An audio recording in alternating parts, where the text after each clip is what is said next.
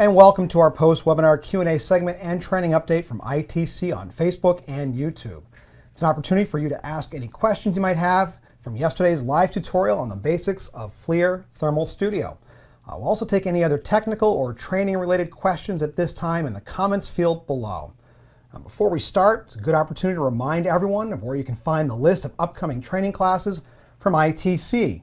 Infraredtraining.com/schedules, where you can browse dates and locations in the US and Canada. And for our fellow thermographers in Europe, the Middle East, or Africa, irtraining.eu is where you'll find a list of classes in your region. All right, so I've got the top questions from yesterday's webinar here for Jason.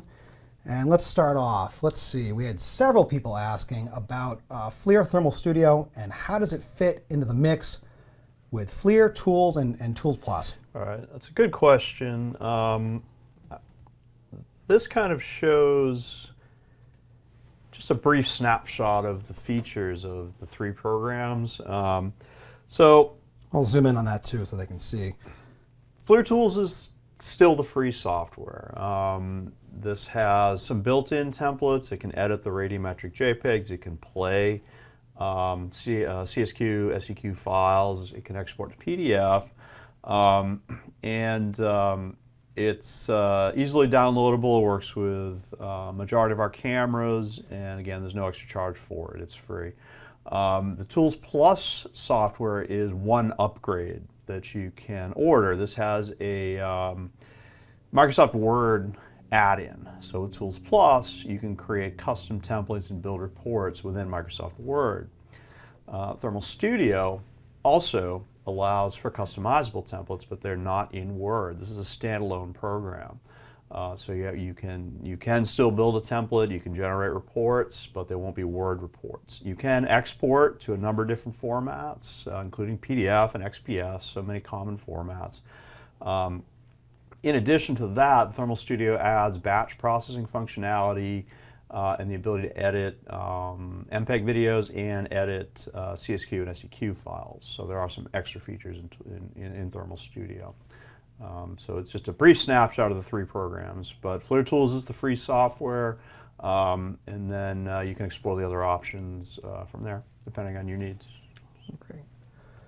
So speaking of which, Peter was asking, is FLIR Tools going away? How does that work into the mix? Is it not in the short term. It's still it's a good program. It's been around for many years, and that is at least in the short term the free software that anyone can download, anyone can use to edit their radiometric images. Okay. Yep.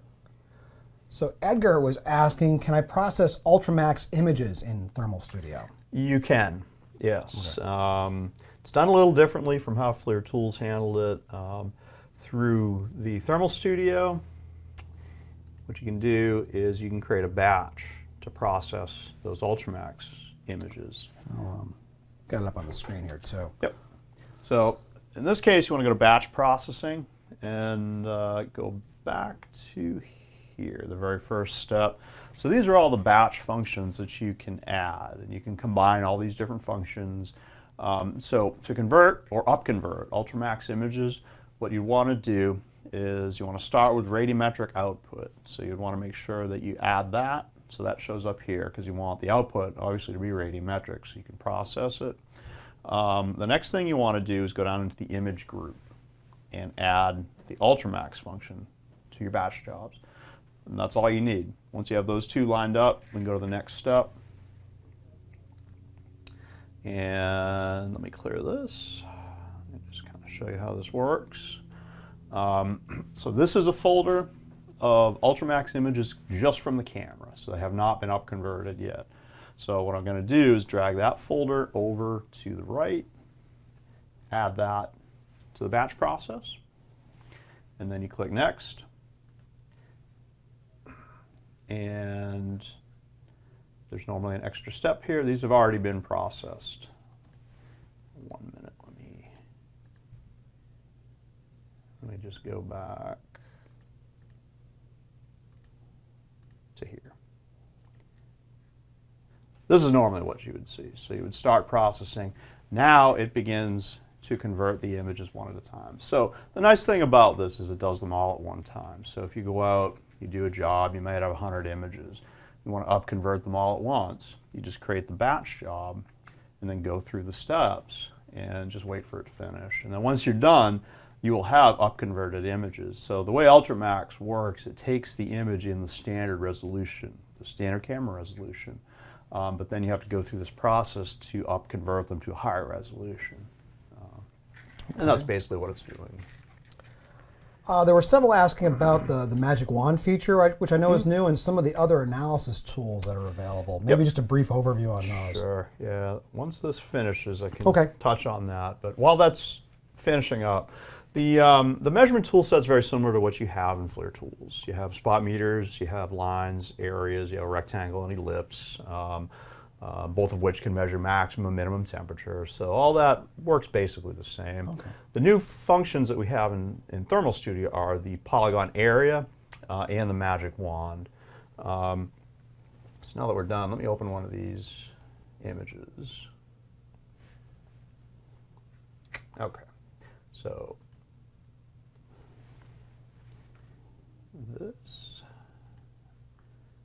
this here is your measurement tool set, which we showed on the live session, the webinar session.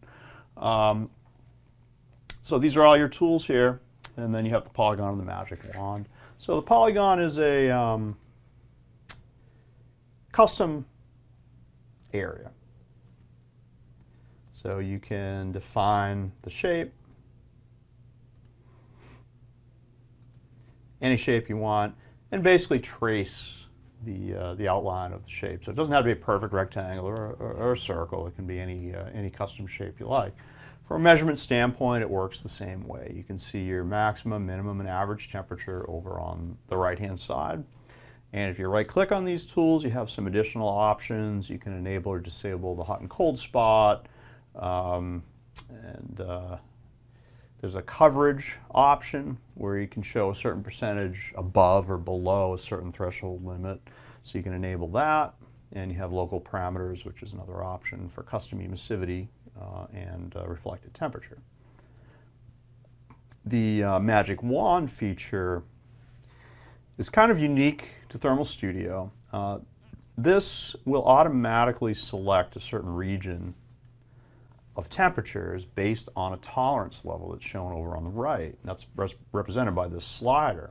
So everything within, say, 3 degrees of where you clicked is selected automatically by this Magic Wand.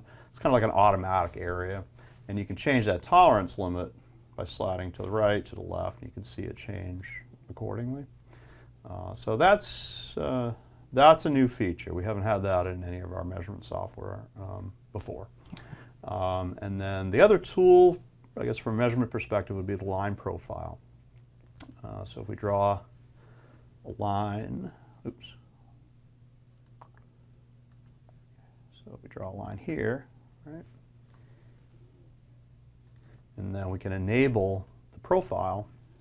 And it's a little hard to see, but let me change the color to say maybe red.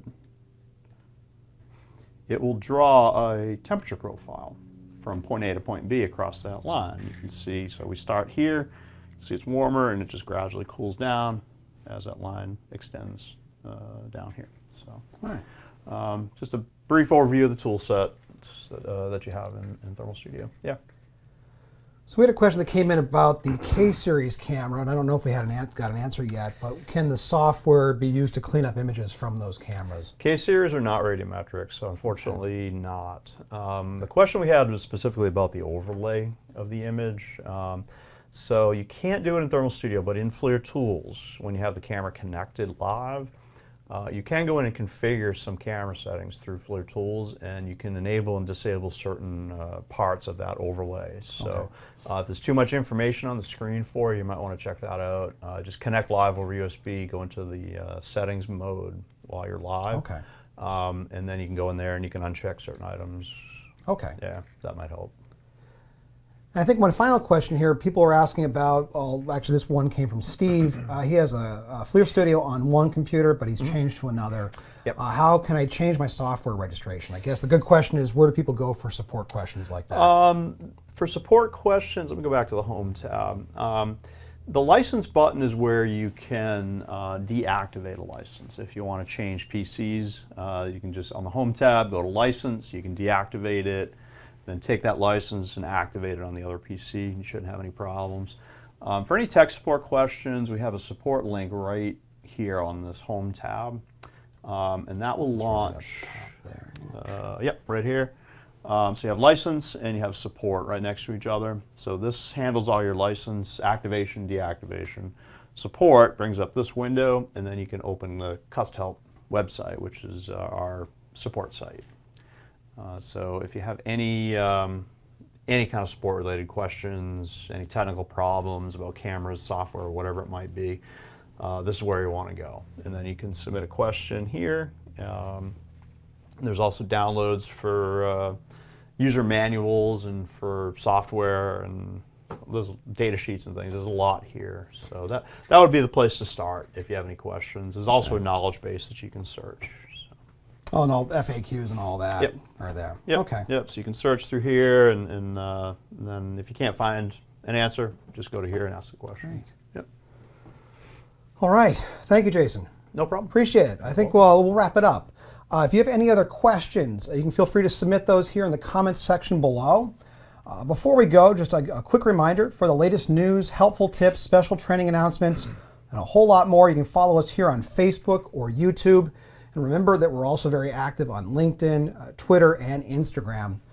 Of course, infraredtraining.com/schedules, where you'll find our training dates and locations for courses in the US and Canada. And for our fellow thermographers that are based in Europe, Middle East, and Africa, irtraining.eu is where you'll find a list of classes in those regions. And finally, just one more announcement. We've got several live webinars coming up in September, including a new topic on using thermal imaging in the auto industry. It's featuring ITC's Paul Frisk, who runs our training in Canada. For more information and to register for any of those presentations, you can head to infraredtraining.com/webinars. All right, thank you for watching. We hope you enjoyed today's post-webinar Q&A session, and we'll see you online again soon. Have a good day.